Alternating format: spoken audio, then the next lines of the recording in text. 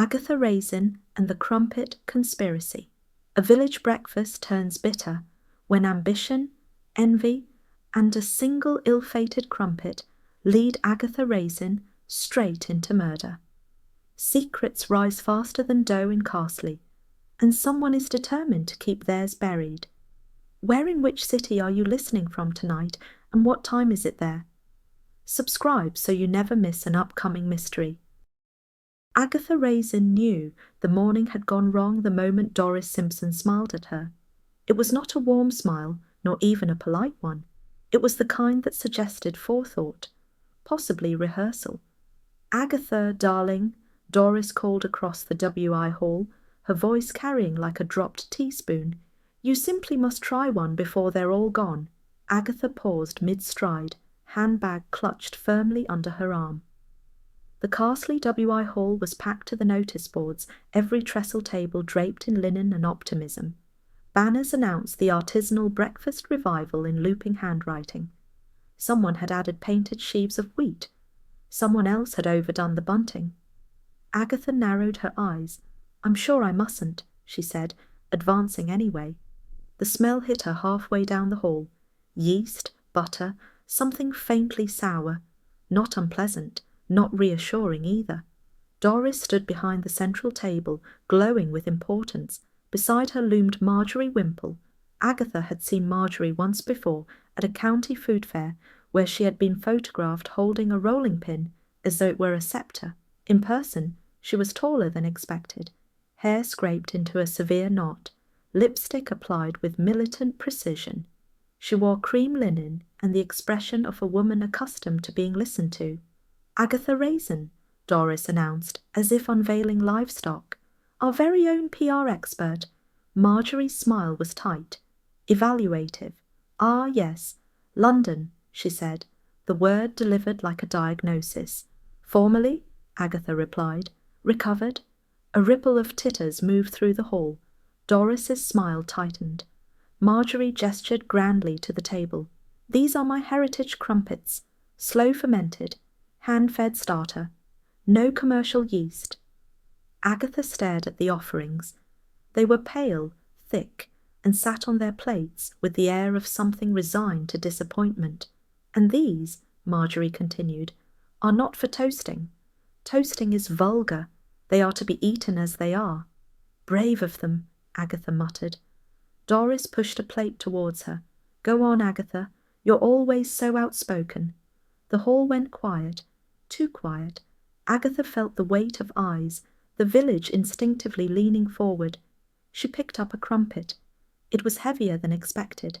Spongy without being yielding, she buttered it, sparingly, because she was not an animal, and took a bite. It lodged, not dramatically, not theatrically, just enough. Agatha felt it sit halfway down her throat, immovable, defiant. She swallowed. Nothing happened. She swallowed again. Still nothing. Someone gasped. Agatha coughed. The crumpet did not shift. Her eyes watered. The hall seemed to tilt. A hand struck her back. Too hard. "Good Lord," someone whispered. "Is she choking?" Agatha waved one hand furiously, the other clutching the table. She coughed again, felt the obstruction finally slide free, and sucked in air with a sound that was not dignified. Silence. Then a giggle. Quickly suppressed. Not well enough. Agatha straightened, breathing hard, cheeks flushed. "Dense," she said hoarsely. "Remarkably dense." Marjorie's lips thinned. "Perhaps your palate is accustomed to preservatives." A murmur ran through the room. Loyalists shifted. Miss Blocksby stepped forward, calm as a teapot. Now," she said gently. "Different tastes suit different people." Agatha glared at the crumpet, now sitting smugly half-eaten on her plate. "I've eaten roofing materials with more charm." Doris gave a small, helpless laugh. "Agatha, really?" "What?" Agatha snapped. "You invited me." "To support the village," Doris said, wounded. "Not to insult it." "I'm insulting the crumpet," Agatha said. "The village can manage." Marjorie folded her arms. "My crumpets have been praised in country living." "Then they were lying down at the time," Agatha said. A chair scraped. Someone muttered. Someone else looked thrilled. Doris clapped her hands sharply. Right, tea, everyone. Let's not have unpleasantness. Agatha reached for her handbag, heart thumping. She could feel the humiliation settling, sticky and unmistakable. She had been baited. She hated that more than the choking. As she turned away, she caught snippets. Always thought she was sharp-tongued. Well, Marjorie has done terribly well. Supermarkets, I heard. That last made Agatha pause. She looked back. Marjorie was smiling now, basking in attention, already retelling the moment with herself as the gracious injured party. Agatha left the hall with her spine stiff and her pride badly bruised. She did not notice the faintly sour aftertaste until much later. Agatha returned to the cottage in a temper that required management. She shut the front door with care, slamming was beneath her, and deposited her handbag on the hall table as though it had personally offended her. The sitting room smelled faintly of polish and cat. Hodge lay sprawled across the armchair she had not intended him to use, his tail flicking once in acknowledgement. Don't start, Agatha told him. Hodge did not move. She removed her coat, hung it with unnecessary precision, and went into the kitchen. The kettle went on. She stood waiting, arms folded, replaying the morning with increasing irritation. Her own fault, really. She should have known better than to sample anything Doris Simpson presented with enthusiasm. Doris's culinary instincts ran towards quantity, not judgment. Still, choking, Agatha's jaw tightened. Carsley would dine out on that for weeks. She opened her handbag and withdrew the napkin she had absently folded around the remaining half of the crumpet. She stared at it for a moment, then placed it on the counter like evidence. Well, she said to Hodge. He leapt onto the worktop with surprising grace, sniffed the crumpet, and recoiled as though insulted. He sat back, tail wrapped neatly around his paws, and looked at Agatha with quiet reproach. Exactly, she said. She poked the crumpet experimentally. It resisted. She broke off a piece and offered it to him. Hodge sniffed again, then turned his head away. Agatha felt a flicker of vindication. You have taste, she said, unlike some people. The kettle clicked off. She made tea and carried the mug into the sitting room, where the wireless murmured politely in the background. She lit a cigarette, drew once, and allowed herself a minute of wounded silence. Marjorie Wimple. The name had been bothering her since the hall, not because of the insult, Agatha could manage insults, but because of the ease with which Marjorie had taken control of the room. The W.I. loved a success story, preferably one that made them feel provincial by association. She exhaled smoke thoughtfully. There had been something else too. The way Doris had hovered, the way several women had avoided eye contact, admiration, yes, but edged with resentment. Agatha smiled faintly. Envy always curdled eventually. The telephone rang. She answered on the third ring. Raisin? Agatha! Roy Silver's voice burst through the receiver. I hear you caused a sensation. Who told you? Agatha demanded. Everyone, Roy said cheerfully. Apparently you nearly expired over a crumpet. I did not nearly expire. Darling, you made an impression. Doris Simpson's already embroidered it. Agatha pinched the bridge of her nose. What do you want, Roy? News, he said, and possibly an invitation. Who is this Marjorie woman, and why does she look like she eats people for breakfast? Agatha snorted. She eats villagers, or plans to. Roy lowered his voice theatrically. I heard she's landed something rather grand. Yes, Agatha said slowly. So did I. She told him about the rumour, supermarket interest, regional rollout, glossy packaging. Roy whistled. Well, he said, that'll go down like a lead balloon in Carsley. Success is only admired at a safe distance. Exactly, Agatha said, and she's far too close. They talked a little longer, Roy offering to visit, Agatha declining with half-hearted firmness. When she hung up, the house felt quiet again. Too quiet. Hodge had returned to the armchair, curling himself into a tight, judgmental circle. Agatha looked at him. You see, she said, you miss one village meeting and end up nearly murdered by bread. Hodge twitched an ear.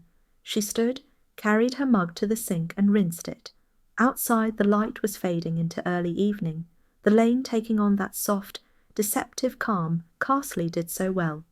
She had just sat down again when the telephone rang a second time. She frowned. Raisin. There was a pause, breathing. Not Roy. Agatha? The voice belonged to Mrs. Blocksby, gentle but strained. I thought you should know. Agatha straightened. Know what? There's been an incident, Mrs. Blocksby said carefully. With Marjorie Wimple, Agatha felt a small, unwelcome chill. What sort of incident? She was found collapsed in her cottage, Miss Barr, Mrs. Blocksby said. A neighbour went to return a dish. The ambulance has been called. Agatha stood slowly. Collapsed how? Another pause. Unconscious, Mrs. Blocksby said. At least that's what they think. Agatha's eyes flicked to the counter, to the crumpet, still sitting there, untouched. I see, she said. I didn't want you to hear it second hand, Mrs. Blocksby continued. Given this morning. Yes, Agatha said. Thank you.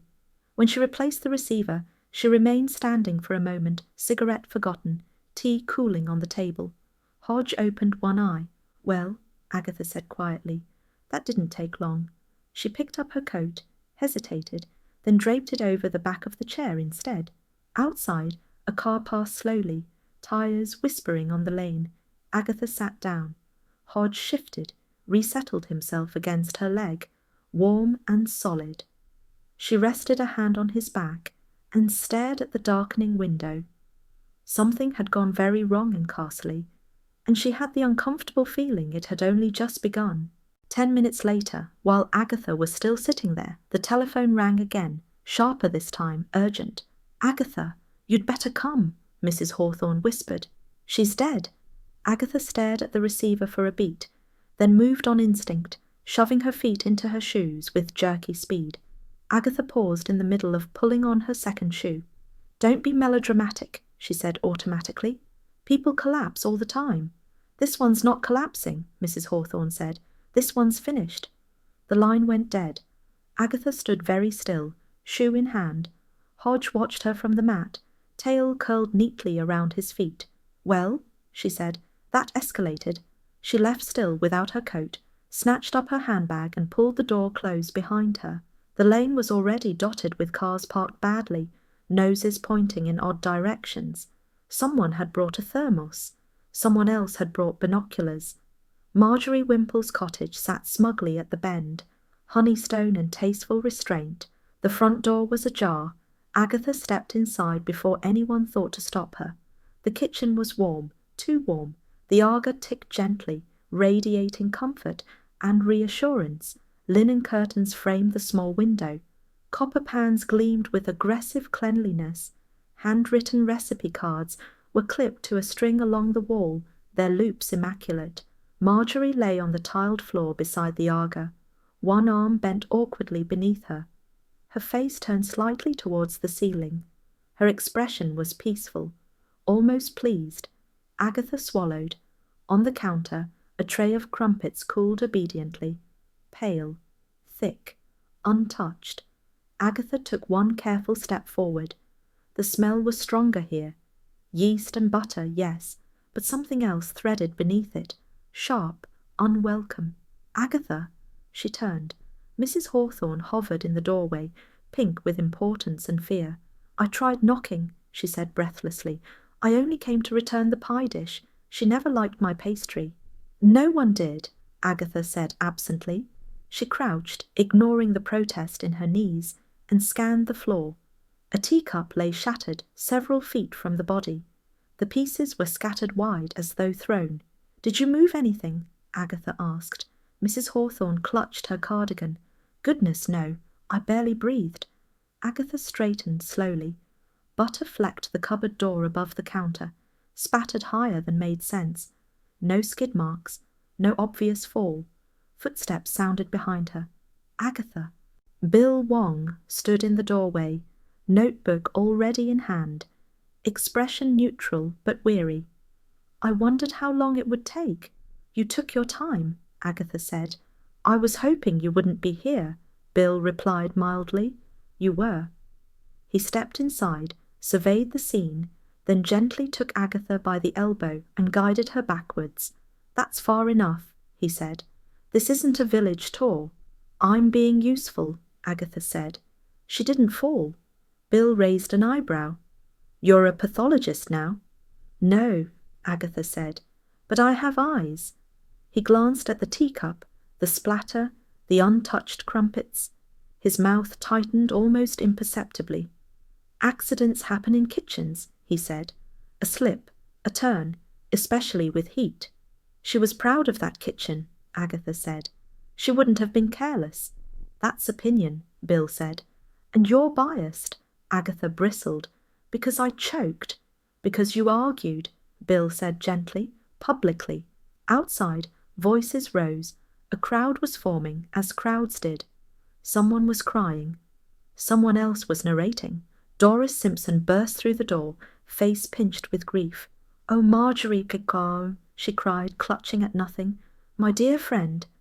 Agatha watched her carefully. Doris's eyes flicked once, not to the body, but to the counter. Agatha noticed. Mrs. Blocksby arrived moments later, calm as ever, touching Doris's arm. "Let Bill do his work," she said quietly. Marjorie had many strong feelings attached to her. "She was misunderstood," Doris said loudly. Agatha snorted. Bill shot her a warning look. "Take her home," he murmured, "before she says something helpful." Agatha leaned closer. "This isn't a fall." Bill's voice dropped. "And this isn't your case." They locked eyes. For a moment, neither blinked. "Not yet," Bill said. Agatha stepped back, the kitchen shrinking around her. Outside, the air felt colder, sharper. The village buzzed, already rewriting the morning. She glanced back once more. The crumpets sat cooling, waiting. Agatha did not go straight home. That would have suggested obedience. Instead, she lingered at the edge of the gathering, listening. Carsley was already at work, smoothing the rough edges, polishing Marjorie Wimple into something more acceptable. She was so dedicated. She only wanted the best. Such standards. Agatha folded her arms. Standards were always admired once they stopped inconveniencing people. Doris Simpson stood near the gate, clutching Miss Blocksby's hand with theatrical firmness. Her voice carried clearly. "I was only saying this morning how tired she looked," Doris declared, always pushing herself. Agatha raised an eyebrow. That had not been Doris's assessment at the W.I. Hall. Bill reappeared beside her. "I meant what I said," he murmured. "You shouldn't interfere." "I'm not interfering," Agatha said. "I'm observing. You're hovering." "I hover when something smells wrong." Bill glanced back at the cottage. "It's a kitchen. Things spill." "Yes," Agatha said. "Downwards." Bill did not answer immediately. He consulted his notebook instead, flicked a page, then closed it again. "She didn't hit her head," he said quietly. "Not hard enough." Agatha's lips thinned. "And the teacup?" "Broken before she fell," Bill admitted. "Thrown, perhaps." "And the butter?" Agatha pressed. "It was halfway up the cupboard," Bill sighed. "You're enjoying this." "I never enjoy death," Agatha said. "I enjoy not being lied to." A uniformed officer emerged, carrying a small evidence bag. Inside was a glass jar, half filled with something cloudy and beige. A handwritten label was affixed to the side. "Starter, refreshed 3 days ago." Agatha's attention sharpened. "That's new." Bill followed her gaze. Marjorie was meticulous. "She was obsessive," Agatha corrected. "That's not the same thing." "Why does it matter?" Agatha considered. "Because you don't tamper with something like that unless you're desperate or clever." Bill studied the jar. "You bake now." "I don't even boil eggs," Agatha said. "But I know when people cut corners." The officer handed Bill another bag, a folded piece of paper. Bill opened it, scanned it, then refolded it carefully. "What?" Agatha demanded. "Nothing for you." "Bill." "It's a note," he said finally, "tucked into a recipe book. No signature." "Threatening?" "Unpleasant," Bill said. Agatha nodded. She had a talent for making enemies. "And friends," Bill said, glancing pointedly at Doris. Agatha followed his look. Doris was now addressing a new audience, grief undiminished, volume enhanced. They were so close, Doris was saying, practically inseparable. Agatha snorted again, less discreetly this time. Mrs. Blocksby turned. her expression gentle but knowing. "Agatha," she said, "perhaps you'd like some tea." Agatha looked at her, then at Bill. "I'll take mine later." Mrs. Blocksby's eyes softened. "Don't let this harden you." Agatha smiled thinly. Too late. The ambulance doors closed with a finality that silenced the chatter for a moment. Then the voices rose again, filling the gap. Agatha watched as Marjorie was carried out, wrapped carefully, her kitchen left behind like a stage after the curtain fell. Roy rang just as Agatha reached her gate. "I hear it's all very dramatic," he said brightly. "Dead before tea." "She would have hated that," Agatha said. Roy chuckled. "I'm coming down." "Of course you are." When she hung up, she stood for a moment in the hallway, listening to the quiet of her own house. It felt oddly loud. Hodge appeared, winding around her ankles with deliberate affection. She bent, scooped him up, and pressed her face briefly into his fur. "They're calling it an accident," she told him. Hodge purred, unconvinced. She set him down and went into the kitchen. The crumpet still sat on the counter, drying at the edges, unclaimed. Agatha picked it up, hesitated, then dropped it into the bin. She washed her hands carefully. The telephone rang again. She answered. Raisin. Bill's voice this time, lower, controlled. "It's not an accident," he said. Agatha closed her eyes. "I know." "We're treating it as suspicious," Bill continued. "Poisoning is likely. We're waiting on confirmation. And me." "You're officially a nuisance," Bill said. "Unofficially. Don't do anything reckless." Agatha smiled to herself. "I never do." When she replaced the receiver, the house felt settled again. The kettle clicked off softly, in the background. Hodge leapt onto the table, circled once and lay down, paws tucked neatly beneath him. Agatha sat opposite him, hands folded, staring at nothing in particular. Someone had killed Marjorie Wimple, and Carsley, she suspected, would pretend to be shocked. "They're all looking at me as though I poisoned the bloody crumpets myself." Agatha said it to no one in particular, which was just as well. The post office queue had developed a curious bend, designed to keep its occupants at a careful distance from her. Mrs. Cotteridge, normally incapable of silence, was suddenly fascinated by greetings cards. Mr. Ellis stared at the stamp display with religious intensity. Agatha stood very straight. She had dressed carefully, tailored jacket, silk scarf, lipstick reapplied with precision. If Carsley intended to judge her, it would at least do so properly. "Morning, Agatha," the postmistress said, brightly and falsely. "Awful business." "Yes," Agatha replied. "It is." The postmistress leaned forward. "Such a shock, and after yesterday." Agatha smiled thinly. "People do die after mornings. It's quite common." The postmistress blinked. "Well, one never knows what words can do." Agatha collected her stamps and left before she said something memorable. The Red Lion was worse. Conversation dipped the moment she entered, then rose again in cautious murmurs. Someone moved a handbag, someone else moved a chair. Doris Simpson sat very upright at the centre table, a picture of composed sorrow. "Agatha," Doris said softly, as Agatha passed, "I was only saying how dreadful it all is." Agatha stopped. "You always were good at timing." Doris's lips trembled. "I just think it's such a lesson. Words can wound." Agatha leaned closer. "So can butter knives," she said pleasantly. She ordered gin and tonic, ignored the pause, and drank half of it too quickly. The taste grounded her. The anger did not. It was Roy Silver who rescued her. He burst in wearing a coat too expensive for Carsley, and an expression of exaggerated despair.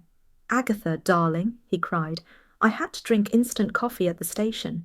She allowed herself a real smile. "You came quickly." "I smelt a scandal," Roy said, "and despair." They took a corner table. Roy surveyed the room with open disdain. "They're already canonizing her." "They always do," Agatha said. "It saves thinking." Charles Fraith appeared moments later, unhurried, impeccably groomed, eyes alert. He kissed Agatha's cheek lightly. "I gather you're unpopular." "Briefly," Agatha said. "Until someone else is." Roy snorted. "Who was she really?" Agatha considered. "Efficient, ambitious, Rude. Ah, Charles said. The deadly triad. Bill Wong arrived just as Roy was ordering a second round. He did not sit. I need to ask you a few questions, he said to Agatha. Of course you do, she replied. He took out his notebook. Yesterday morning at the WI. She insulted me, Agatha said. I insulted her back. Loudly. Yes. Publicly. Very. Bill looked up. Anyone hear threats? Agatha hesitated. No, just, sharpness. Doris suggests it was heated. Agatha's eyes flicked to Doris across the room, still performing grief. Doris suggests many things. Bill closed the notebook. Try not to make yourself look guilty. Agatha bristled. I'm not guilty. I know, Bill said, but the village doesn't. After he left, Roy leaned back. He likes you. He thinks I'm a liability. Same thing, Roy said. They talked, quietly at first, then more freely. Charles listened, prompting gently. Agatha learned what Marjorie had never said aloud. The baker she belittled, the suppliers she stole, the WI members she humiliated with faint praise. And Doris? Roy asked. Agatha smiled without humour. She once lost a jam competition to Marjorie. Marjorie announced it was educational. Charles's eyes sharpened. Resentment like that doesn't fade. No, Agatha said. It ferments. They were still talking when Hodge chose his moment. Agatha returned home to find him dragging a butter wrapper triumphantly from beneath the sofa, leaving it in the middle of the rug like an accusation. She stared at it. I don't even buy butter. Hodge sat, smug. Agatha bent, picked it up, and frowned. Someone had been very comfortable in her house. Agatha did not like the butter wrapper. She liked it even less once she realized it was not hers. She stood in the sitting room, holding it between finger and thumb, turning it over as though it might explain itself. It was plain, cheap, faintly greasy, the sort of thing bought without thought. You've been entertaining, she told Hodge. Hodge blinked slowly and began washing one paw. Agatha dropped the wrapper into the bin and made herself tea, though she did not particularly want it. The house felt slightly altered, not invaded, just aware. She opened a window, then closed it again, irritated with herself. The telephone rang. Raisin, she said. Darling, Roy's voice announced. Fraith and I are descending on the vicarage. Agatha hesitated. Why? Because Mrs. Bloxby has cake, Roy said, and answers. Agatha arrived 10 minutes later to find the vicarage drawing-room arranged with careful hospitality. Mrs. Bloxby poured tea. Charles sat politely attentive. Roy lounged, already disapproving of the biscuits. I shouldn't really gossip, Mrs. Bloxby said mildly. But this is hardly gossip. Agatha leaned forward. Then what is it? Information, Mrs. Bloxby said. Marjorie changed her will recently. Agatha's eyebrows rose. To whom? Mrs. Bloxby sipped her tea. That's the interesting part.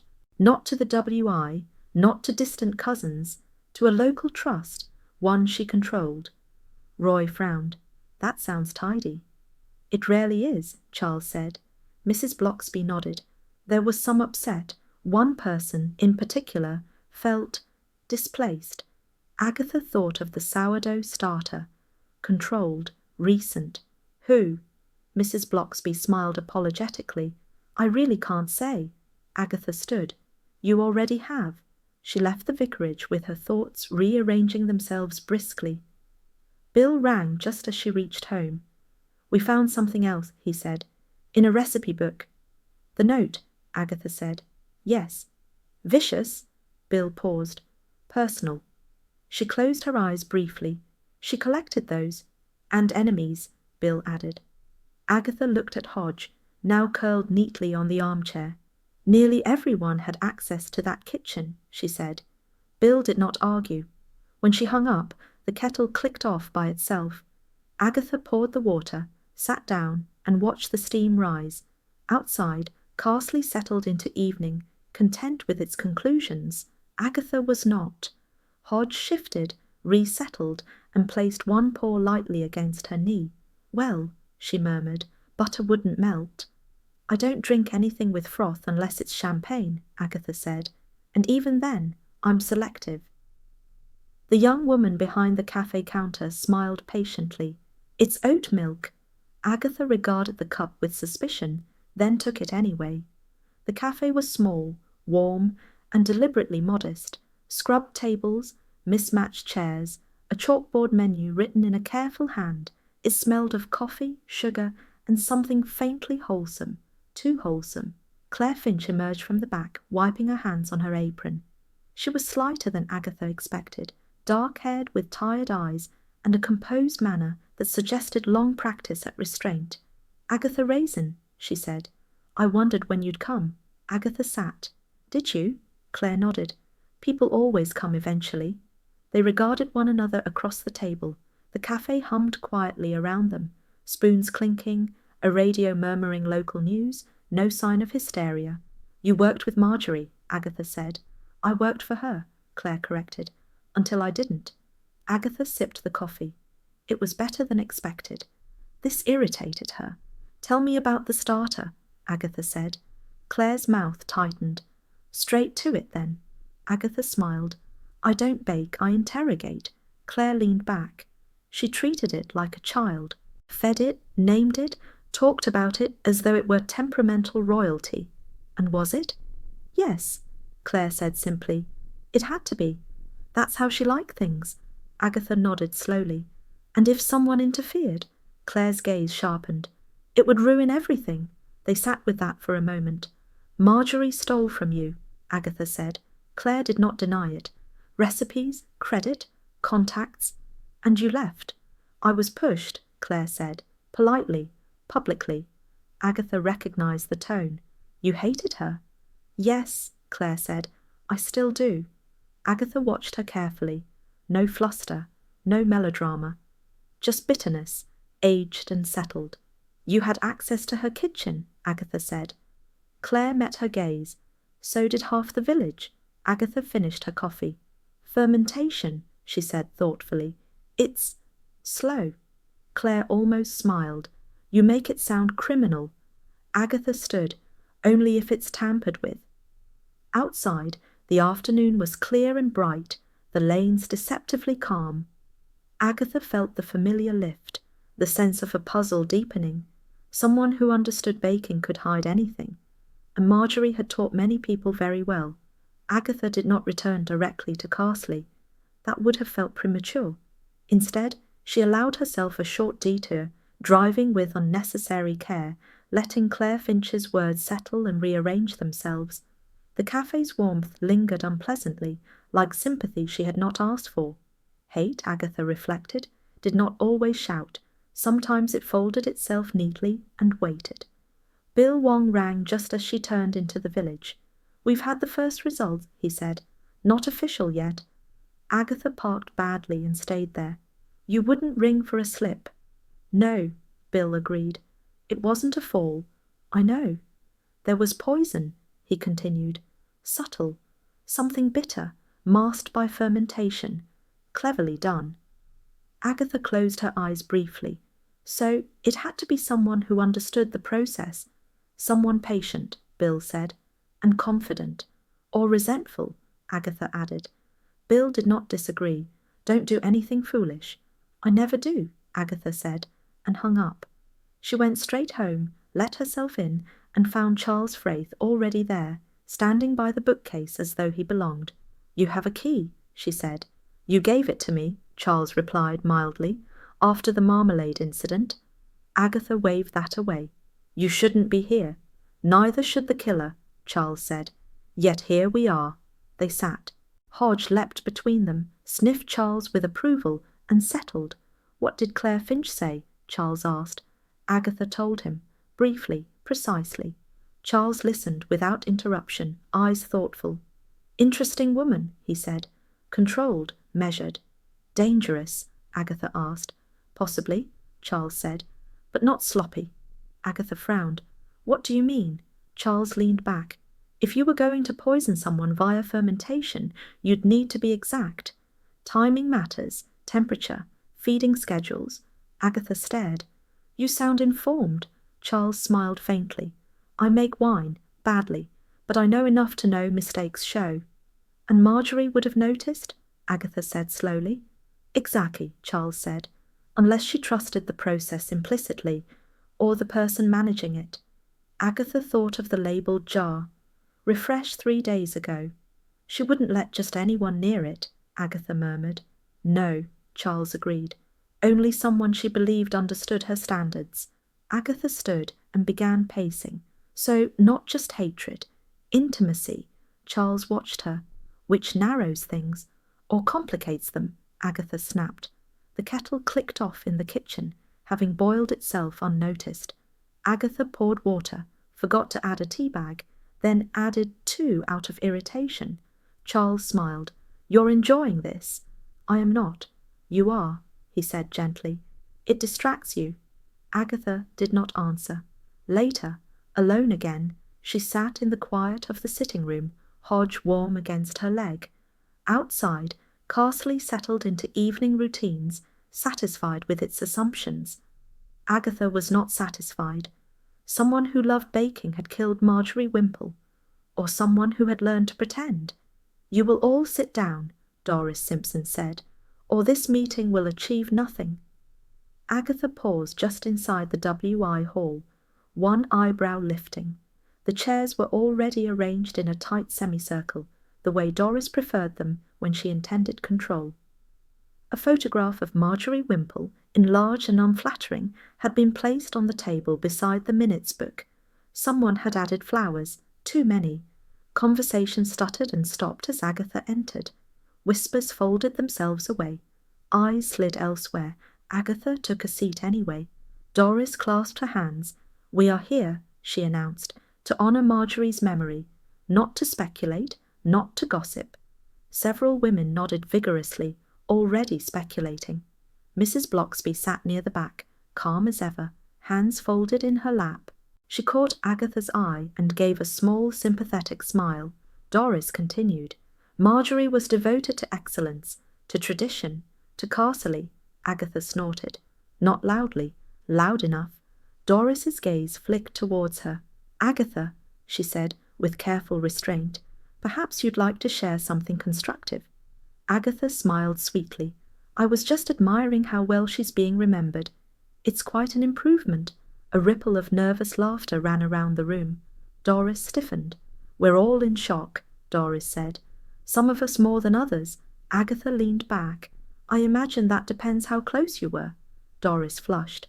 I was very close, Mrs. Blocksby intervened gently. Grief does make people expressive. Doris nodded gratefully. Exactly. And we must present a united front. Agatha glanced around. United looked suspiciously like silent. Roy Silver sat in the corner, impeccably dressed, smiling as though at a private joke. He caught Agatha's eye and mouthed, Battlefield. Charles Fraith sat beside him, saying nothing, watching everything. Doris rapped the table lightly. The police have asked us to avoid rumours. At that moment, the door opened. Bill Wong stepped inside. The room inhaled collectively. Oh, Doris said faintly. Inspector. Bill smiled politely. Good evening. I won't interrupt. He stood by the door, notebook in hand, presence immediate and unsettling. The meeting unravelled slightly, voices rising, chairs scraping. Agatha watched Doris carefully. Her posture had changed. Defensive now, alert. The meeting staggered on, Doris policing every comment, steering discussion away from kitchens, routines and access. Agatha waited. She got her moment when the tea break was announced. Doris retreated to the side room. Agatha followed. They stood among urns and digestive biscuits, close enough for honesty. You weren't that close, Agatha said quietly. Doris turned. How dare you? You disliked her, Agatha said. She mocked you, publicly. Doris's mouth trembled. She humiliated me. Yes, Agatha agreed. Repeatedly. I admired her, Doris snapped. I learned from her. Agatha leaned in. You knew her kitchen. Doris froze. Everyone did, Doris said quickly. Agatha shook her head. Not like you. For a moment, Doris looked very tired. You don't understand, she said. She let me help. She trusted me. Agatha watched her, closely. This was not guilt. It was something else. Doris straightened her shoulders as though bracing against a draught. She trusted me, she repeated, more firmly this time. That doesn't make me a criminal. No, Agatha said. It makes you useful. Doris's eyes flashed. You always assume the worst. I assume people are human, Agatha replied, which is usually worse. Doris folded her arms. I won't have my grief questioned.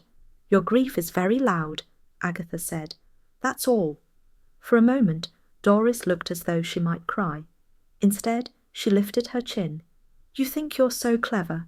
You're hiding something, Agatha said calmly, and I don't yet know how dangerous it is. Doris stared at her. You don't? No, Agatha said. You'd never risk being ordinary. The words landed. Doris blinked, offended and oddly relieved. Voices drifted in from the hall. Roy's laughter, a little too charming. Bill's steady tone cutting through the chatter. Doris smoothed her cardigan. If you're implying impropriety, I'm implying resentment, Agatha said. An access. Doris's mouth tightened. She let me into her kitchen because I listened, because I admired her, because I didn't challenge her. And because you were safe, Agatha said. Doris turned away. I won't be spoken to like this. Then don't act like someone with something to lose, Agatha replied. They returned to the hall together, Doris composed once more, Agatha unapologetic. Bill was now seated at the front, notebook open. The WI members watched him with a mixture of awe and excitement usually reserved for minor royalty. I just need to clarify a few things, Bill said pleasantly. Who helped Marjorie regularly? Hands rose, some hesitated. Doris raised hers last. Agatha noticed. Bill continued. Who had keys? More hesitation. Fewer hands. Agatha felt the shape of the room shift, not towards truth, towards self-protection. Roy leaned towards her. They're terrified. They should be, Agatha murmured. Someone among them knows exactly how her kitchen worked. Charles said nothing, but his gaze rested briefly on Doris, then moved on. Bill closed his notebook. Thank you, he said. That will be all for now. Disappointment rippled. As people gathered their coats, Doris avoided Agatha's eye. Mrs. Blocksby paused beside her. Grief can make people cling to order, she said softly, even when it distorts it. Agatha nodded. She's hiding something. Yes, Mrs. Blocksby agreed, but not the thing you're looking for. Agatha went home with that echoing in her head. The cottage was quiet, comfortingly so. Hodge lay sprawled on the hearth rug, belly up, entirely unconcerned by murder or muffins. Agatha removed her shoes, set them neatly aside, and sat down with a sigh. Well, she said to Hodge, that was solidarity. Hodge stretched, turned, and settled again. Agatha stared into the dimness, the outlines of the case rearranging themselves once more. Doris knew Marjorie's habits, but someone else had used that knowledge far more precisely. Heritage, Agatha said with feeling, is not something you can invent between tea and biscuits. She was standing in the Red Lion, holding a laminated flyer she had extracted from the notice board with unnecessary force. Marjorie Wimple's authentic Cotswold crumpets smiled back at her in tasteful sepia tones. Roy Silver peered over her shoulder. Darling, everything can be invented between tea and biscuits. That's how the English Empire happened.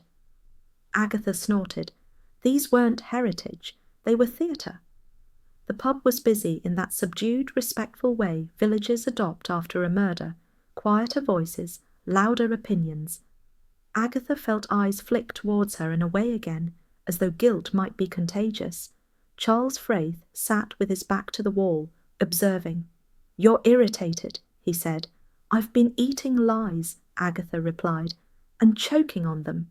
She slapped the flyer onto the table. She built a brand on authenticity, wooden spoons, handwritten cards, imaginary grandmothers. Roy laughed. I rather admired that. Agatha leaned closer. She was sourcing flour from a distributor in Birmingham. Charles's eyebrow lifted. You're certain? Agatha nodded sharply. I rang the mill, accidentally insulted a man called Graham. Roy looked impressed. Productive morning. And her butter, Agatha continued, was imported, salted, not traditional at all. Charles smiled faintly. Someone knew. Yes, Agatha said. Someone knew, and didn't approve. They were interrupted by Doris Simpson, who hovered just long enough to overhear. Marjorie worked very hard, Doris said stiffly. It's unkind to pick at details. Agatha looked at her. It's unkind to sell fiction as fact, Doris flushed. Everyone embellishes. Not everyone dies for it, Agatha said. Doris retreated, affronted. Roy leaned back. If she was lying, who benefited? Agatha's lips thinned. Anyone who kept quiet. She stood. I want to see her papers. Charles rose with her. I'll drive. Marjorie's cottage smelled different without her. Cleaner, emptier, stripped of purpose. Agatha moved through the kitchen with new eyes. The copper pans looked less charming now, the recipe cards more staged. Look, Charles said, pointing. A fax lay half hidden beneath a stack of invoices. Agatha picked it up. We know the truth about your heritage. Pay, or we expose you. No signature, no flourish, just menace. Agatha folded it carefully. Well, she said, that explains the bitterness. Agatha read the fax again, more slowly this time. There was no stationary header, no letterhead, just the whine of the machine still faintly audible in her mind. That particular sound of bad news arriving impersonally. Charles watched her. Someone was pressing hard. Yes, Agatha said, and not creatively. She moved to the small desk by the window, riffling through folders with growing irritation. Accounts, invoices, packaging mock-ups, supermarket specifications. Look at this, she said. Charles leaned over. Quantity projections. Ridiculous ones, Agatha snapped. She was promising scale she couldn't manage, not with artisanal methods. So the heritage story mattered, Charles said. It mattered enormously, Agatha replied, because without it she was just another supplier. Agatha straightened. Someone knew she'd crumble if exposed. Charles smiled faintly. I imagine she didn't take blackmail well. No, Agatha said. She'd have tried to control it. She glanced around the kitchen again. Everything was curated. Even the disorder felt arranged. The killer wasn't after money, Agatha said slowly. They were after silence, Charles nodded, and silence was worth killing for. They returned to Carsley as the light softened, the village settling into its routines with stubborn normality. At the Red Lion, Bill Wong waited for her, notebook closed, expression unreadable. You found something, he said. Agatha handed him the fax. Bill read it carefully. We suspected blackmail. Then you suspected motive, Agatha said. Bill's mouth tightened. Motive doesn't make a killer. No, Agatha agreed. But it makes desperation. Supermarkets are pushing hard, Bill said. Contracts, pressure. Agatha waved that away. They're blunt instruments. This was intimate. Bill studied her. You're narrowing your field. I'm eliminating noise, Agatha said. This wasn't corporate. Bill folded the fax. You're enjoying this less. Agatha hesitated. I don't like fraud. Bill almost smiled. When she got home, the house welcomed her with its quiet solidity. Hodge sat on the kitchen table, tail flicking once as she entered. You see, she told him, setting down her bag. Even crumpets can lie, Hodge yawned. She made tea properly this time, watching the kettle until it clicked off, letting the steam fog her thoughts. Someone had known Marjorie's secret. Someone had threatened her, and someone had decided exposure was worse than murder. Agatha carried her mug into the sitting room and sat down, Hodge hopping neatly onto her lap. Well, she murmured, staring into nothing, that leaves us with a very small group of very clever people. Hodge purred, unimpressed. Agatha smiled thinly. Someone had tasted the bitterness first, and decided to make it permanent. I am not going to London, Agatha said firmly. London comes to me. Roy Silver paused halfway through shrugging on his coat. Darling, London barely comes to itself. Agatha stood in the hallway, arms folded, watching him with narrowed eyes. You're enjoying this far too much. Roy grinned. I always enjoy the scent of impropriety before noon. Charles Fraith leaned against the door frame, perfectly at ease. Roy has contacts. People who know where money goes when it's supposed to behave. Agatha sniffed. Money never behaves. Roy blew her a kiss. Exactly. I'll ring. You stay here. And look disapproving. She allowed it, barely. The Red Lion was already humming when Agatha arrived later, gossip thickening the air like steam. She took her usual seat, back straight, chin lifted. Someone moved a glass. Someone else moved a conscience. Doris Simpson sat at the bar, voice pitched low but urgent. It stopped the moment Agatha entered. Honestly, Agatha muttered, you'd think I'd brought plague. Charles joined her, placing a neat stack of papers on the table. I've been looking at Marjorie's accounts. Agatha leaned forward. That was quick. Boredom is a powerful motivator, Charles said. So is curiosity. He tapped the top page. Payments routed oddly. Small sums, regular intervals. Not to suppliers. Blackmail, Agatha said. Or silence, Charles replied. Roy rang precisely then. I have news, he announced, loud enough for several people to listen accidentally. Agatha hissed. Lower your voice. Impossible, Roy said cheerfully. Right. Marjorie was charming several London buyers, all very impressed. None of them blackmailers. Agatha closed her eyes briefly. So the threat wasn't corporate? No, Roy said. And here's the interesting part. Someone locally was skimming consultancy fees. Small, neat, invisible. Agatha opened her eyes. Who? Roy hesitated. Someone who knew how to invoice without scrutiny. Agatha's gaze drifted across the pub, across Doris, across the W.I. faithful. Local, she said. Yes, Roy agreed, painfully so. Agatha replaced the receiver slowly. Well, she murmured, that narrows things. Agatha did not look at Doris immediately. She had learned, over years of village life, that people revealed more when you appeared uninterested. Instead, she stirred her drink with unnecessary concentration and let the Red Lion's murmurs settle back into place. Charles leaned closer.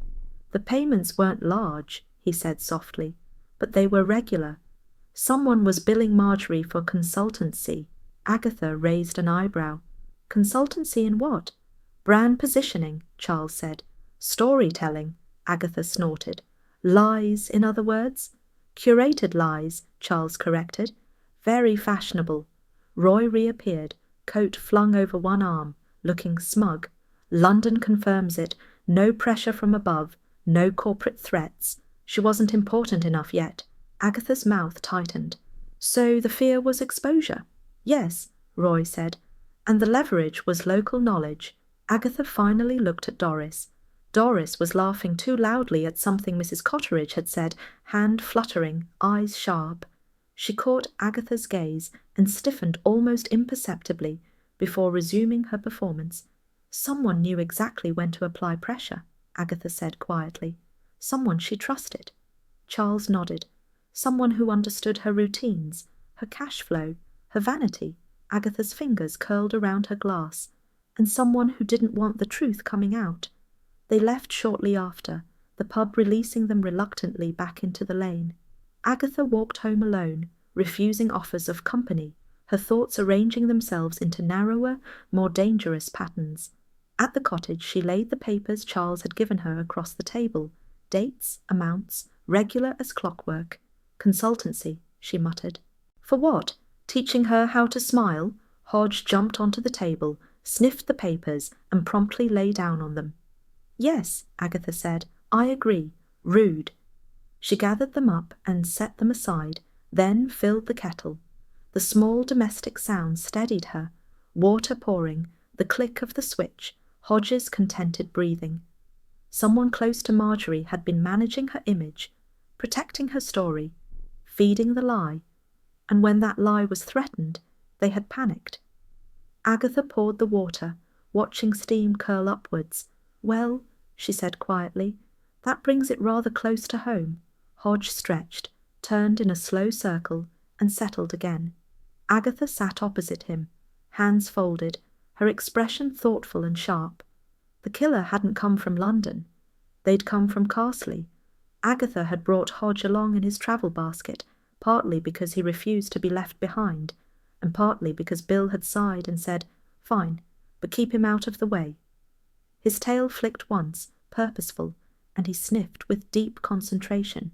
"This is not your crime scene," Agatha told him. Hodge stepped neatly over a stack of recipe cards and jumped down, landing beside the Aga. He sat, he stared. Agatha frowned.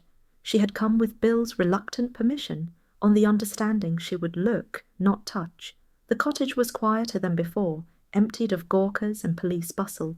It felt stripped now, its careful charm faintly ridiculous, without Marjorie's presence to animate it.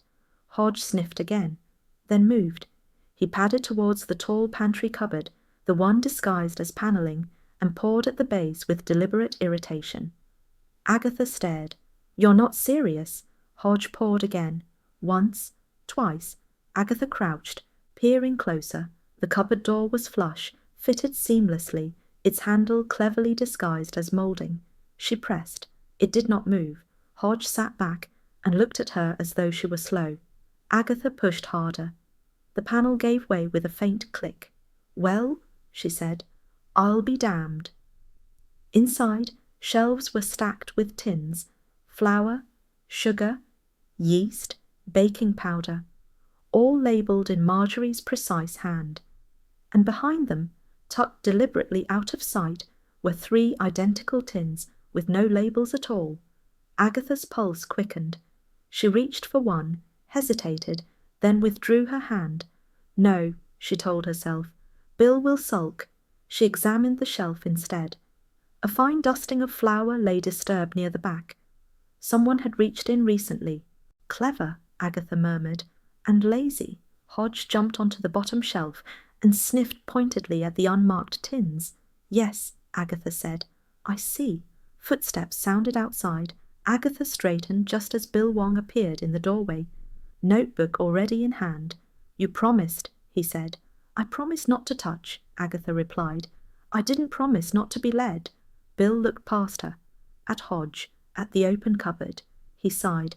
"I hate cats." "You don't," Agatha said. "You hate being right too late." Bill stepped inside, examined the cupboard, and carefully lifted one of the tins. He sniffed it. "Bitter," he said. Agatha's jaw tightened. "So," she said quietly, "someone hid poison in baking supplies." Bill nodded. "Accessible, masked, domestic. Someone who knew she'd never question her own ingredients," Agatha added. Bill glanced at her. "You're ahead of yourself." "No," Agatha said. "I'm finally caught up." Bill replaced the tin gently. "We'll test it." Agatha watched him.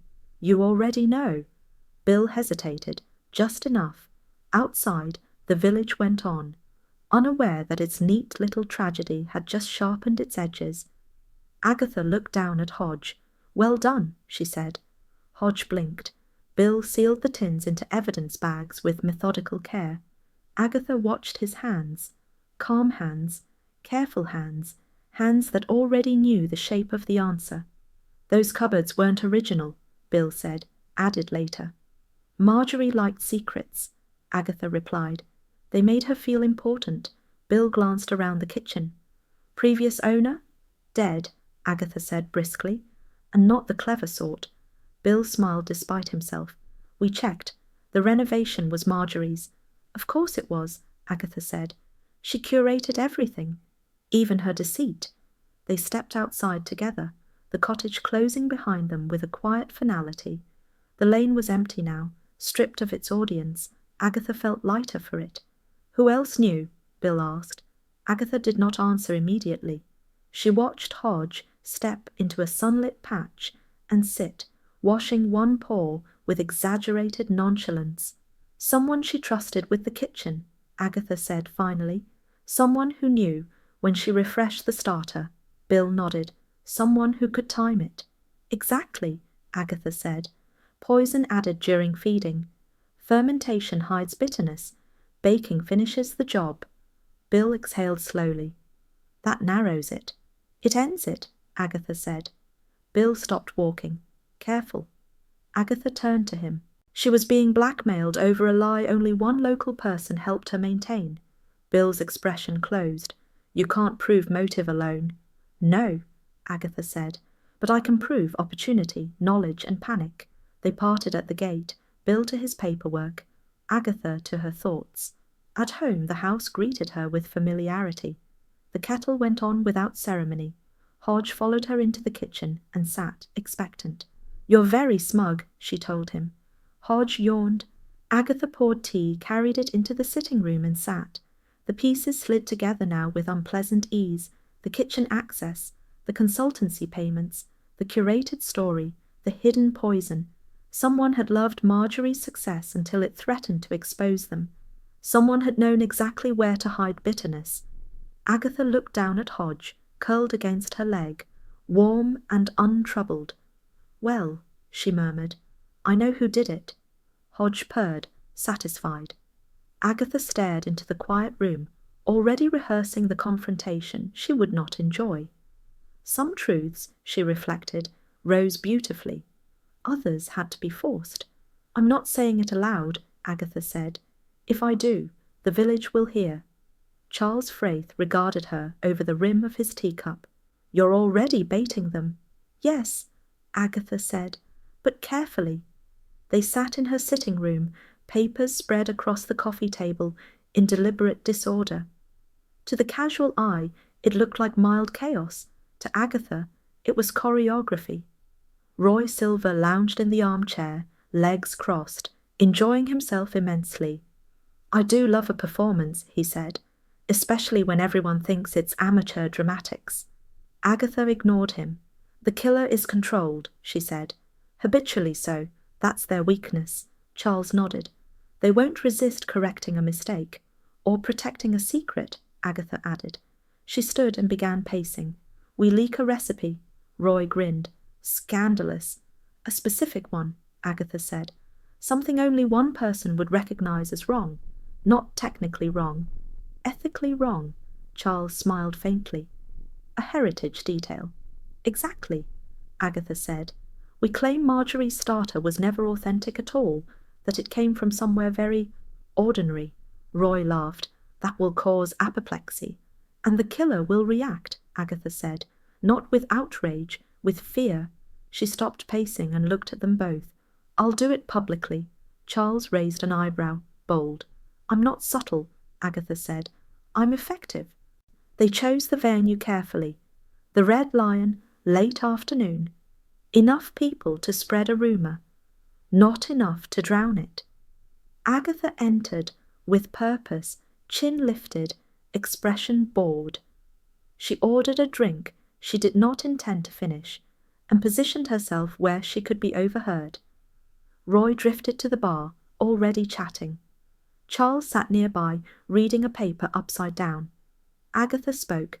Apparently, she said loudly enough, Marjorie's starter wasn't hers at all, bought in, kept alive with chemicals. A hush, thin but immediate. She continued, rolling her eyes. No wonder she panicked. If that got out, everything would collapse. Someone gasped. Someone else leaned closer. Doris Simpson froze mid-sip. Agatha watched her over the rim of her glass. Doris's smile faltered. Not outrage, not grief. Calculation. Agatha felt a small cold satisfaction. She pushed further. I hear the police are retesting everything, even the tins. Doris set her glass down too carefully. Agatha smiled into her drink. Got you scared? Agatha did not look at Doris again. Not immediately. She let the rumour breathe. Let it find its feet and wander. The Red Lion obliged, voices dipping and rising as though someone had opened a window on scandal. That can't be right. I always thought it tasted odd. Chemicals? In Carsley? Agatha sipped her drink, unimpressed. Roy drifted past, murmuring sympathy into receptive ears. Charles folded his paper with exaggerated care and watched the room instead. Doris stood abruptly. She did not approach Agatha. That was the point. Instead, she moved to the bar, spoke to the landlord in an urgent undertone, then glanced once towards the door. The look was quick, instinctive, and utterly damning. Agatha rose. She followed at a distance, coat unbuttoned, expression neutral. Doris slipped outside, fumbling in her handbag as she walked, steps too fast for dignity. Agatha waited until Doris reached the pavement. "Looking for something?" Agatha asked mildly. Doris jumped. "You startled me." "I do that," Agatha said, "usually to people with secrets." Doris's mouth tightened. "You shouldn't spread lies." "Then you shouldn't react to them," Agatha replied. Doris drew herself up. "I'm grieving." "You're terrified," Agatha said. "And that's different." Doris laughed sharply. "You're enjoying this." Agatha's eyes were steady. "I'm ending it." They stood there, the village behind them, pretending not to watch. "You knew the starter schedule," Agatha said. "You knew when she fed it. You knew which tins were never checked." Doris's hands clenched. "I helped her." "You managed her," Agatha corrected. "You billed her. You protected her story. And when she refused to pay any more, that's not—" "You panicked," Agatha said, "because if the truth came out, you'd lose everything." Doris's voice dropped. "She humiliated me." "Yes," Agatha agreed. "And then she trusted you." Silence stretched between them, thin and brittle. "You didn't mean to kill her," Agatha said quietly. "But you did help her hide the lie." Doris's eyes filled, not with remorse, but fury. She deserved to be exposed. "Expose her, then," Agatha said. "But you didn't poison her. You're frightened because you're tangled in her fraud." Footsteps approached. Bill Wong emerged from the doorway, expression unreadable. "That will be enough," he said. At home later, the kettle clicked off softly. Hodge curled on the sofa, tail flicking once before settling. Agatha sat beside him, exhausted and oddly hollow. "Well," she murmured. "Proof," Hodge purred, unconcerned. Agatha stared into the quiet room, knowing the confrontation was finished, but the consequences were only beginning. "You shouldn't look so pleased," Bill Wong said. "It encourages recklessness." Agatha followed him into the narrow corridor outside the Red Lion, heels clicking with controlled irritation. "I'm not pleased," she said. "I'm vindicated. There's a difference." Bill stopped, turned and lowered his voice. "This is still a police matter." "And yet," Agatha replied, "here we are." Behind them, the pub hummed with a new energy. Not grief now, anticipation. Carsley adored a mystery, but it thrived on resolution, especially if it could be enjoyed second-hand. Doris Simpson had not returned. That, Agatha thought, was telling. "She's gone home," Bill said, as though reading her mind. "We didn't arrest her." "You didn't need to," Agatha said. "The village will do it for you," Bill sighed. "I'm serious. I don't want you pushing this further." Agatha smiled thinly. "You already are." They parted stiffly. Agatha returned to the bar, where Roy Silver had established himself as an unofficial press office. "I give it an hour," Roy said brightly. "2 at most. Doris has the emotional endurance of a tea cake." Charles Fraith leaned closer. "She'll try to regain control." "Yes," Agatha said, "which means she'll speak." They did not have to wait long. The following evening, the WI convened a second emergency meeting, announced with indecent speed and a poorly photocopied notice. Unity and remembrance, it declared, in Doris's unmistakable hand. Agatha attended out of professional obligation. The hall was packed, chairs scraped, voices hushed. Doris stood at the front, pale but determined, a stack of papers clutched like a shield. "We must not allow malicious rumours to tear us apart," Doris began. Agatha crossed her legs and waited. Doris spoke of dignity, of loyalty, of how Marjorie would have wanted calm. She did not speak of poison. Questions came, carefully worded, pointed. "Why did you manage her invoices, Doris? Who had access to her kitchen? Why were payments hidden?" Doris answered too quickly, too rehearsed. Agatha watched the cracks spread, thin and inevitable. At the back, Mrs. Bloxby observed quietly, sadness and relief mingling in her expression. By the time Bill arrived, officially notebook in hand, the room was already leaning forward. Agatha felt the familiar stillness settle. The reveal was coming. Bill did not take the floor immediately. He stood at the back of the WI hall, notebook tucked under one arm, allowing the room to exhaust itself. Doris spoke faster now, words stacking upon each other like badly buttered layers, every reassurance revealing a little more strain. "We must remember Marjorie as she was," Doris said, "not as rumours would have her." Agatha tilted her head. As she was becoming dangerously flexible. A hand went up, then another. "Why were there consultancy invoices, Doris?" "Who authorised them?" Doris's smile thinned. "Marjorie trusted me." "That's not an answer," someone said. Doris's voice sharpened. "I was protecting her." Agatha felt the room shift. Protecting was a word that invited interpretation. Bill moved forward. "Mrs. Simpson," he said evenly, "I'm going to ask you to stop speaking." Doris froze. "This is now a formal inquiry," Bill continued. "Anything you say may complicate matters." A murmur ran through the hall. Excitement flared, quickly masked by solemn faces. Doris swallowed. "I have nothing to hide." Bill nodded. "Then you won't mind coming with me?" Bill said evenly. "Not as an arrest, just to clarify the invoices, the access, and the payments." Doris's face tightened. "I was only trying to help," she said quietly. "Then help us properly," Bill replied. He escorted her out, leaving a vacuum behind. The meeting dissolved almost instantly. Chairs scraped back. Conversations erupted. Mrs. Bloxby moved gently among them, soothing, deflecting. Roy appeared at Agatha's side. "That," he said softly, "was masterful." Agatha shook her head. It was inevitable. She left before anyone could ask her for commentary. At home the cottage felt like a sanctuary again. The kettle went on without thought. Hodge appeared from nowhere, weaving between her ankles, affronted by her lateness. "Yes, yes," Agatha said. "I'm home." She sat with her tea, watching steam curl upwards, her reflection wavering in the glass. The village would be buzzing now, rehearsing the story, editing its own culpability. Agatha felt no satisfaction, only a dull certainty. Tomorrow it would be said aloud, publicly. She looked down at Hodge, now curled neatly against her leg. "Well," she murmured, "that's the trouble with cracks." Hodge purred, already asleep. Agatha stared into the quiet room, knowing Carsley would wake to a very different morning. "You should have told me," Agatha said.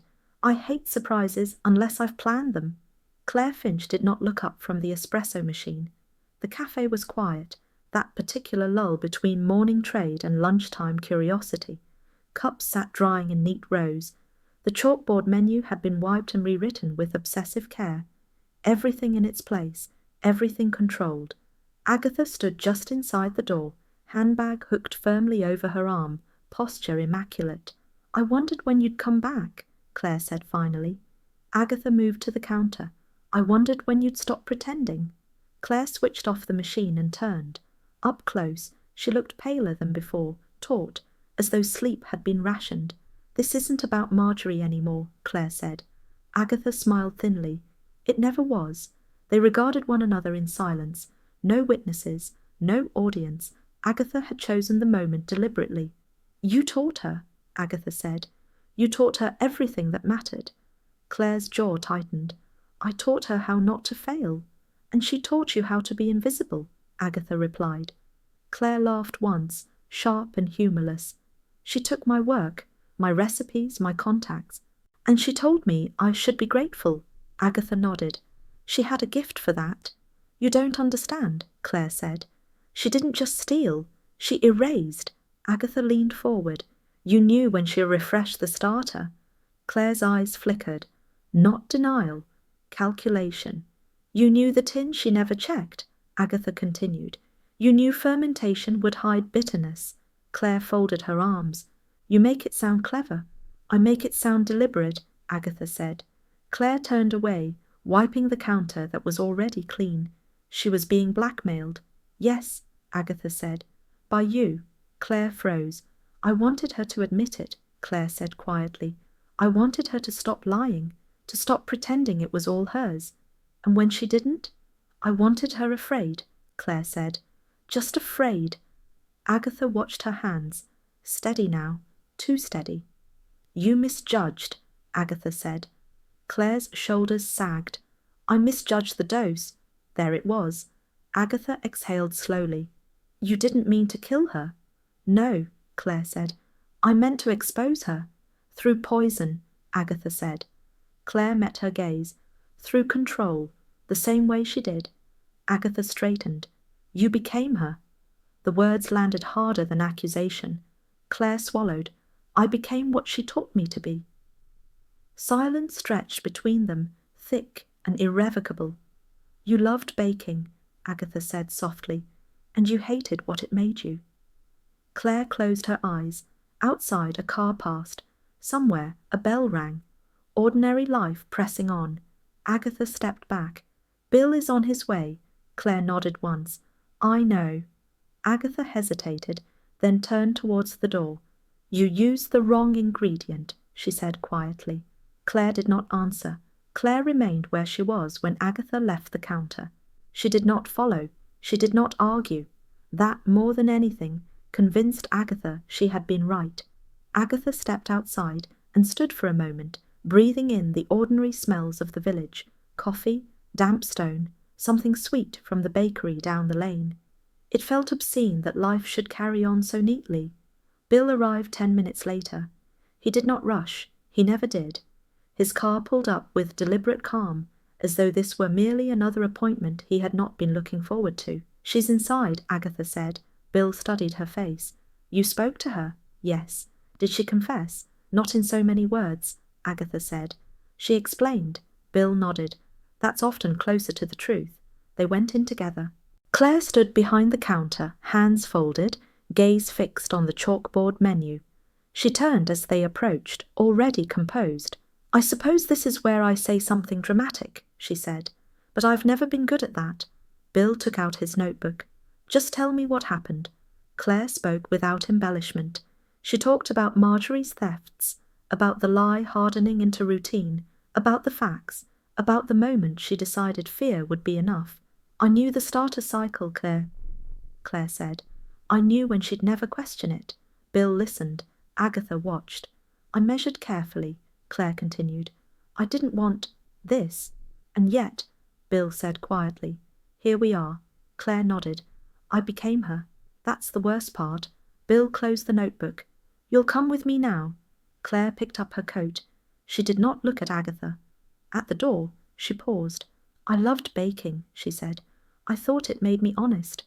Agatha met her eyes. It made you powerful. Claire gave a small, defeated smile. That was the mistake. When they were gone, the cafe felt hollow. Agatha stood alone for a moment, then turned and walked home. The cottage welcomed her without comment. Hodge was asleep on the sofa, one paw dangling inelegantly over the edge. He opened one eye as she entered, decided the situation was not alarming, and closed it again. Agatha removed her coat, set her handbag down, and went into the kitchen. The kettle went on. She watched it without impatience. Power, she thought, was rarely about cruelty. It was about control. And control, once tasted, was very hard to give up. The kettle clicked off. She poured the water, carried her mug into the sitting room, and sat beside Hodge. He shifted, settled himself against her thigh, warm and solid. Well, she murmured, staring into the quiet room, that's the trouble with recipes. Hodge purred. Agatha took a careful sip of her tea. Some ingredients, once added, could never be removed. I suppose that's that then. Agatha said it to Mrs. Bloxby, who was buttering toast with unusual care. They sat at the vicarage kitchen table, the room warm and orderly, everything exactly where it should be. It was the sort of calm that followed disruption, when people pretended normality had never been interrupted. Mrs. Bloxby spread the butter evenly. That's rarely how it feels, she said gently. Agatha sniffed. It feels like disappointment. Mrs. Bloxby smiled at that, the smile of someone who had heard many confessions that were not meant to be confessions at all. Claire Finch will be charged this afternoon, Mrs. Bloxby said. Bill rang earlier. Agatha stared at her tea. She won't thank me. No, Mrs. Bloxby agreed, but she might understand herself better in time. Agatha doubted that. Self-understanding was not something Carsley encouraged. She left the vicarage and found the village already in motion. Carsley adjusted quickly. Shock was folded away. Sympathy redistributed. Opinions reissued with minor edits. At the post office, voices dropped as she entered. "So sad," someone murmured. "Such talent." Agatha raised an eyebrow. Talent, apparently, had survived murder. Doris Simpson was conspicuously absent. At the Red Lion, Roy Silver occupied his usual corner, holding court with theatrical restraint. "Darling," he said, "they're rewriting the story already." Agatha slid into the chair opposite him. "They always do." She was pushed, Roy continued, under pressure, a victim of ambition. Agatha grimaced. "She poisoned someone." "Yes," Roy said, "but she did it tastefully." Agatha rolled her eyes. "That's Carsley for you." Charles Fraith joined them, expression unreadable. "Bill is being very careful," he said. "He's letting the village calm itself before the formalities." "And Doris?" Agatha asked. Charles shook his head. "Exhausted, indignant, furious that her role has been minimized." Agatha felt a flicker of something like pity. Doris had lost her stage. That afternoon, Bill visited. Not officially, not socially. Somewhere in between. "She came quietly," he said. "No fuss." Agatha nodded. "She wouldn't like fuss." Bill hesitated. "She asked about you." "Of course she did," Agatha said. "Did you tell her?" "That you understand why?" Bill said. Agatha stiffened. "I understand how, not why." Bill studied her. "That's more than most." After he left, Agatha sat alone, the house unusually quiet. Hodge slept on the armchair, oblivious, chin tucked neatly. Agatha watched him for a moment. A controlled burn, she thought. That was what it had been. Anger fed slowly, carefully, until nothing remained but ash. She did not feel victorious. She felt tired. By the following morning, Carsley had adjusted. Agatha noticed it first at the bakery. The queue moved at its usual speed. The conversation had shifted from murder to yeast ratios, from grief to speculation about whether sourdough was really over now. "Such a shame," Mrs. Cotteridge said, selecting a loaf with solemn care. "Still, one must move on." Agatha paid and left before she was invited to agree. The WI met that afternoon. Not formally, of course. Nothing was minuted. Nothing was recorded. They gathered instead in the hall to tidy up, which involved rearranging chairs and rearranging memory. Mrs. Blocksby moved among them quietly, offering tea, redirecting sharp edges. Doris Simpson did not attend. This absence was discussed at length, with great sympathy and very little curiosity. Agatha stayed at the back, observing. "So sad about Claire," someone said. "Such promise." "Yes," another replied. "And Marjorie too, of course." The order of those statements did not go unnoticed. Agatha slipped out before anyone could trap her into communal absolution. At home, Roy rang to announce he was leaving. "I've had enough rural tragedy," he declared. "It's exhausting." "You love it," Agatha said. "Yes," Roy agreed, but only in small dramatic doses. When she hung up, the cottage felt suddenly empty again. Charles stopped by briefly that evening. He stood in the doorway, hands in his pockets, looking thoughtful. "You did well," he said. "I did what was necessary," Agatha replied. "That's rarely the same thing," Charles said gently. He left without fuss, without promises. Agatha made herself supper. She did not eat, and poured a drink she did not finish. Outside, Carsley settled into twilight routines, doors closing, lights warming windows, the village content with its revised narrative. Later, the kettle clicked off by itself. Agatha carried her mug into the sitting room and sat down heavily. Hodge jumped onto her lap, without ceremony, kneading once before settling. "Well," she said to him, staring at the firelight, "that's gratitude for you." Hodge purred, utterly indifferent to justice, motive, or memory. Agatha rested her hand on his back and allowed herself a long, quiet breath. Some fires, she thought, burned hottest when carefully tended. Others burned just enough to leave no visible damage at all. The village had moved on with impressive speed, not forward, sideways. Facts were being softened, rearranged, sanded smooth. Claire Finch was no longer the woman who poisoned Marjorie Wimple. She was troubled, overworked, misled. Marjorie, meanwhile, was becoming saintly by the hour. She only wanted the best for Casterly, someone said behind Agatha. Yes, another replied. Such standards. Agatha paid and left before she was required to admire them. At the post office the conversation stalled again as she entered. The pause was shorter now, less accusatory, more cautious. Agatha was no longer suspect. She was inconvenient. Doris Simpson had reappeared. She stood near the greeting cards, posture immaculate, voice pitched carefully low. She caught Agatha's eye, smiled thinly, then looked away again. No apology, no acknowledgement. Agatha felt nothing. That unsettled her more than anger. The W.I. Hall hosted an unofficial gathering that afternoon. Chairs were rearranged, notices updated. Someone removed Marjorie's photograph and replaced it with a flower arrangement. Much nicer, Doris murmured. Agatha watched from the back. Mrs. Blocksby moved gently through the room, a stabilizing presence, offering tea, smoothing over sharp edges. She paused beside Agatha. People need the story to make sense, she said quietly. Then they should tell the truth, Agatha replied. Mrs. Blocksby smiled sadly. Truth is rarely the most comfortable version. Roy Silver rang later, voice bright with distance. They're rewriting you too, he said. Apparently you were helpful but abrasive. Agatha snorted. I'll have that on my gravestone. She hung up and stood at the window, watching Casterly perform its favourite trick, forgetting. By evening, the narrative had settled. Claire Finch was misguided. Marjorie Wimple was misunderstood. The village was unfortunate. Agatha was difficult. She turned away from the window and went to find Hodge. Hodge was asleep on the spare cushion, curled into a tight, self-satisfied circle. Agatha paused to look at him before sitting down. He had perfected the art of indifference. She envied that. She made tea without enthusiasm and carried it into the sitting-room, where the furniture had resumed its usual positions, untroubled by moral shifts or revised histories. Outside, a neighbour's radio played faintly, the voice cheerful, the news already moved on. Casterly was very good at that.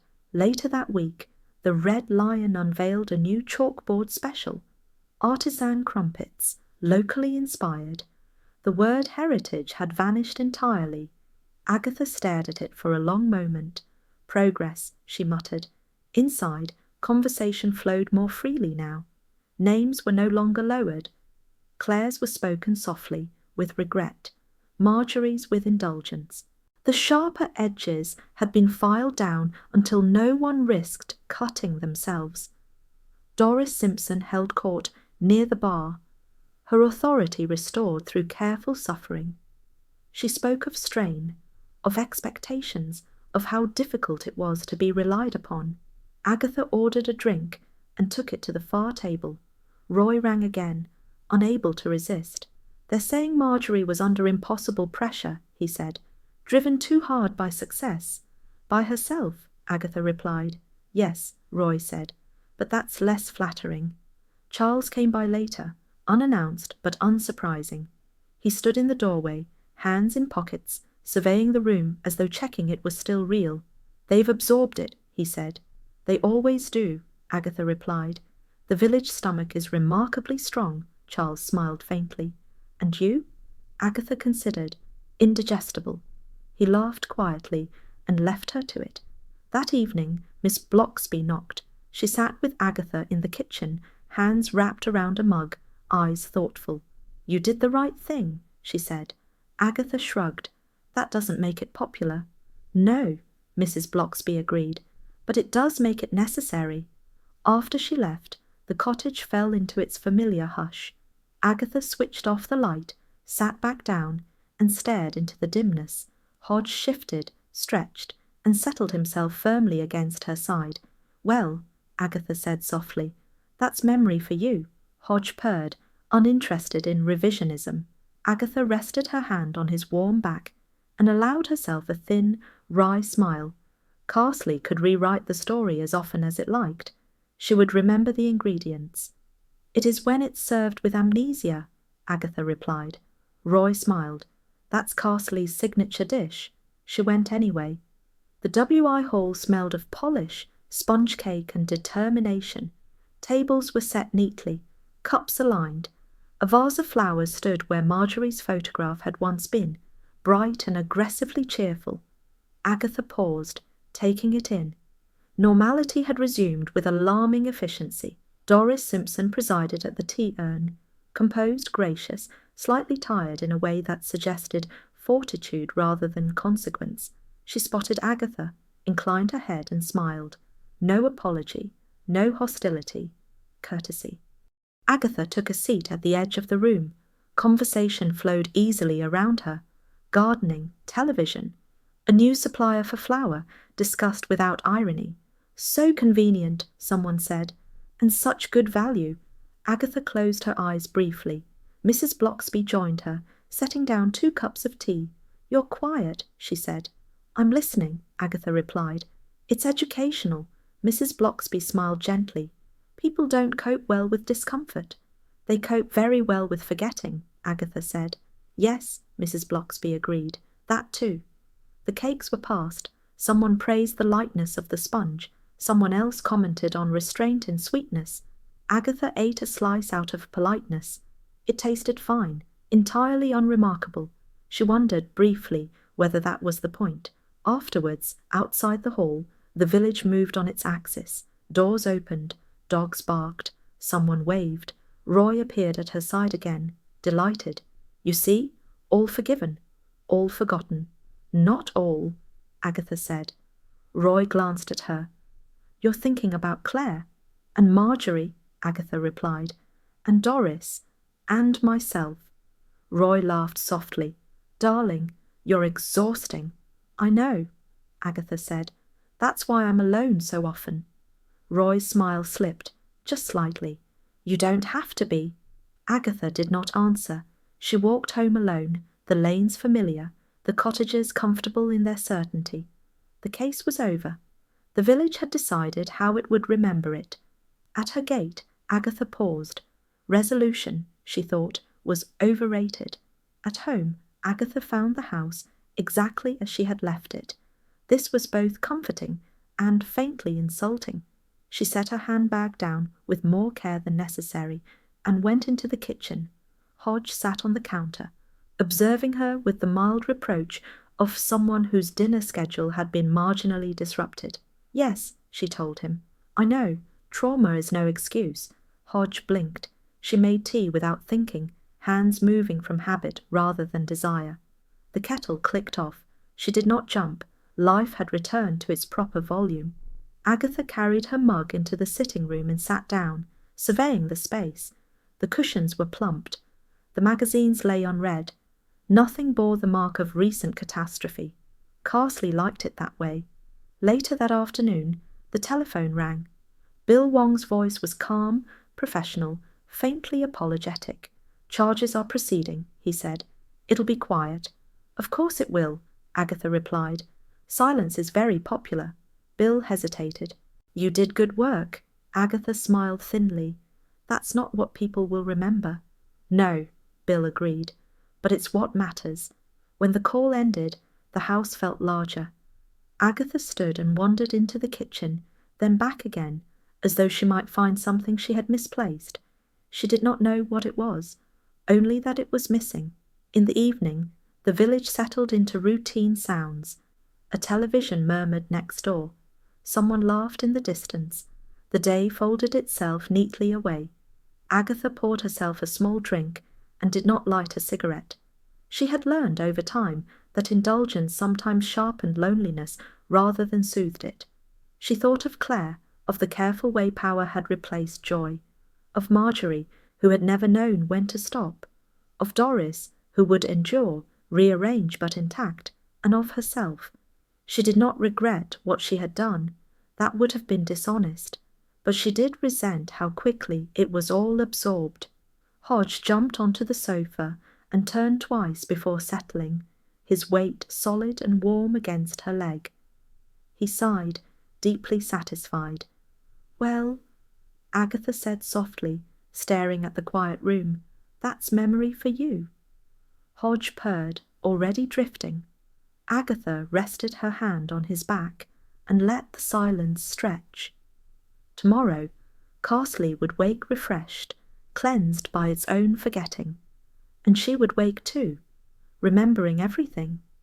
She had been home less than a minute and was already being judged. "I was out," she told him. "That's allowed?" Hodge stretched deliberately, one front paw extended, claws flexing against the worn rug. He yawned, wordly and without apology. Agatha sighed and shut the door.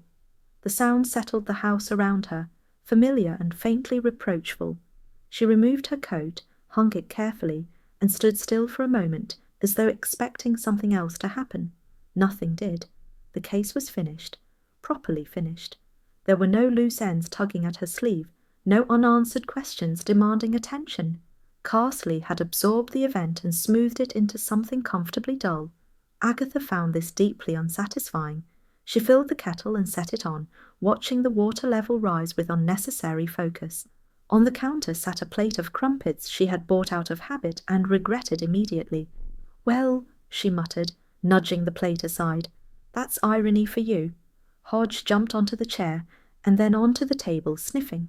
He considered the crumpets, dismissed them, and settled himself with his back to them, tail curled neatly around his paws. "Wise," Agatha said. "Learned that lesson early, did you?" She carried her tea into the sitting room and sat down, listening to the kettle click off behind her. The sound felt final in a way she could not quite explain. The fire had burned low. She poked it half-heartedly, coaxing it back into relevance. Flame stirred, flared briefly, then settled into a modest glow. Agatha leaned back and stared into it. She thought of Marjorie, endlessly polishing her image until there was nothing left beneath it. Of Claire, who had mistaken control for justice. Of Doris, still upright, still smiling, still indispensable. And of herself. Carsley had forgiven quickly. Forgiveness, Agatha had learned, was rarely about absolution. It was about convenience. The telephone rang. She let it ring twice before answering. Mrs. Bloxby's voice came through, calm and familiar. "I thought I might catch you in." "You did," Agatha said. "I've nowhere else to be." Mrs. Bloxby smiled into the line. Agatha could hear it. "I wondered how you were." Agatha glanced at Hodge, now washing one paw with meticulous care. "Fine," she said, which usually means complicated. Mrs. Bloxby chuckled softly. "May I come by later?" "For tea?" Agatha hesitated, then nodded, forgetting Mrs. Bloxby could not see her. "Yes, that would be fine." When the call ended, the house felt slightly less empty. Agatha rose, straightened a cushion that did not need it, and glanced at the clock. Time, she thought, had an unpleasant habit of moving on without asking permission. Hodge jumped down from the table and padded over, tail high. He rubbed against her leg once, decisively, then returned to the hearth and curled up. Agatha watched him, expression unreadable. "Well," she said quietly, "at least someone's content." Mrs. Bloxby arrived just as the light began to soften indoors. Agatha noticed it through the window first, that particular Carsley glow that made everything look forgiving. She opened the door before the knock had properly finished. "I hope I'm not intruding," Mrs. Bloxby said, stepping inside with her usual unobtrusive grace. "You never are," Agatha replied. "You just make me tidy." Mrs. Bloxby smiled and took off her coat, settling at the kitchen table as though she had always been meant to sit there. Agatha poured tea and brought out biscuits she had been saving for reasons she could no longer remember. They sat in companionable silence for a moment. "Hodge seems content," Mrs. Bloxby observed. "He always is," Agatha said. "He doesn't waste time on moral reflection." Mrs. Bloxby stirred her tea. "The village has been busy," Agatha snorted. "Rehearsing forgiveness." "Yes," Mrs. Bloxby said gently. "People forgive what suits them." Agatha looked at her sharply. then relaxed. Exactly. It's terribly efficient. They don't mean harm, Mrs. Blocksby continued. They just need the world to feel safe again. And I make it feel unsafe, Agatha said. Mrs. Blocksby considered that. You make it honest. Agatha absorbed this in silence. Compliments always made her uncomfortable. They implied expectation. Outside, a door closed. Somewhere a dog barked. Carsley went on.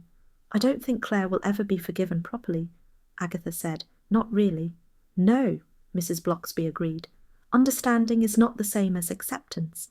And Marjorie? Agatha asked. Mrs. Blocksby smiled faintly. She will be remembered kindly.